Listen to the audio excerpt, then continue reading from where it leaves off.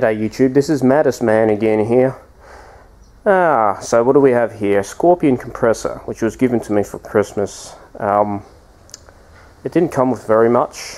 A bit of spare pipe, a bit of hose and a tyre pump to start with. There is more tools coming. I've got them at another house and in storage, tools. I just never had a compressor, so here we go anyway. This is a Scorpion 2.5 horse from memory. No, 2.2 horsepower motor, 240 volts, 9.2 amps of current draw, or 10 amps on the 230 volt scale. So this is the biggest compressor that you can get. What is it? For a basically a standard 10 amp outlet without going to a 15 amp socket. A couple of things that I've done is just give it a bit of a clean up. I haven't cleaned up very well. I just gave it a bit of a wipe down and emptied out the tank. As you can see here, this is all mucky, dirty and oily and greasy. It has a pressure regulator which is set at 90 psi, or about 6.5 bar if you'd like to measure. The compressor will run up to about just a little over 8 bar. It's got an 8 bar overpressure valve on here that opens automatically if it runs over 8 bar, which is pretty much under. If you just touch it, this is how you know if they're working really well. If you just touch it, you can hear the air start to leak out of it. A little note about compressors, and if you've got one, before you start working on it, turn it off and pull it out of the power point, and that way you don't get this thing starting up on its own in case there's something wrong with it, especially if you want to take the cage off and work on the belt or the motor end of things, or changing oil or checking your oil. Always unplug the compressor before you start working on it. This one here was built in 2002, so it's actually about 10 years old. It's had a bit of life, a bit of use in its life. As you can see, it's a twin piston.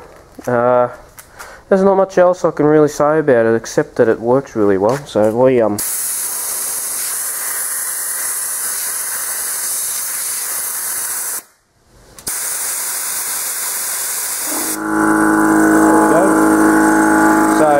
as you can probably see, it's going to start building up the air pressure here.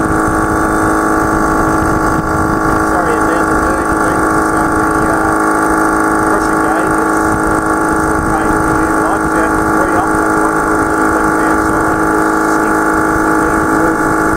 So I had to take it apart, spray some WD-40 inside. I'm an inox man. So anyway, it's stopped there. I think it's still a bit stiff, to be honest, because it's not coming up the way it should. If I go and turn this one up, as you can see there, it's come off a little under where it has before. So, oh well, it doesn't matter. I thought it ran up to 8 psi. It probably needs a bit more adjustment inside here. We can adjust that if I grab the screwdriver here and just take this off.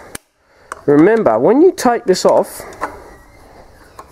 that is actually an electric switch that you're actually popping up and down. It is a switch, but it's actually underneath here. So as soon as you take it off, see how it's on the upright position and off down? Well, guess what? You're not pushing on anything, are you? So that's actually on at the moment. So we're going to give it a bit more pressure, because I did have a bit of a squeeze at this little regulator here.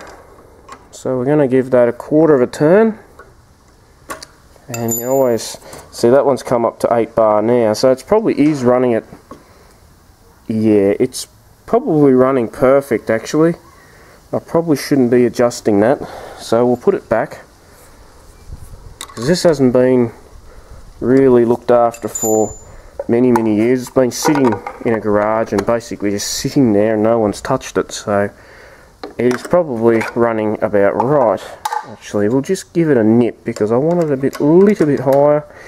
8 bar is a good compressor pressure to be running at. I wouldn't run any higher than 8 bar, and we can actually trick this into going on.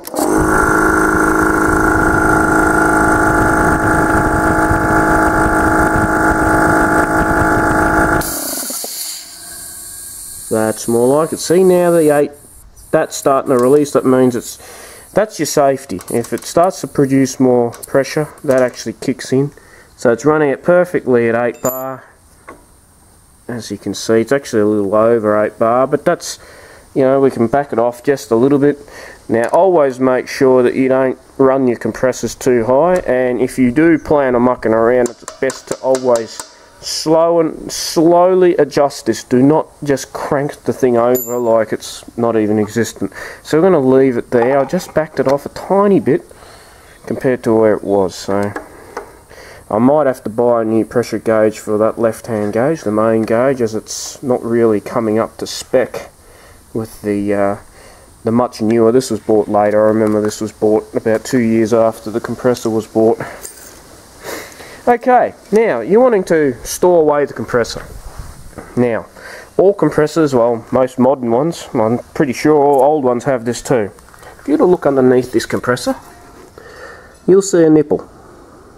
That nipple should be opened every time you want to stop using the compressor or finish up for the day. So let's do that. And there we go. So just drain it out like that. You can leave it drain. Ensure that the compressor's turned off and preferably unplugged.